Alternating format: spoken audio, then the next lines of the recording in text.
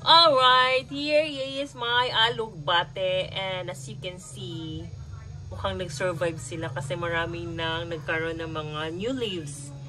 So, eto, galing lang to sa mga cuttings. Nagluto kami ng gulay using alugbate. So, ito yung alugbate natin. 1, 2, 3, 4, 5. Ayan, may nag-start ng magkaroon ng new leaves.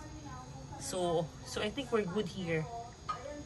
Hey guys, welcome back. So andito na yung little update again for my alugbate na I just planted the cuttings just last week, and here you go, mas dumami pa ulit ngayon ang mga leaves niya. Super exciting to. So mabilis yung pagkakaroon ng mga new leaf nitong alugbate na to. So just plenty of water and sunshine. So there you go, it's getting okay. So soon, baka next week mas dadami pa talaga itong leaves, tsaka mas lalaki pa siguro. So which is good.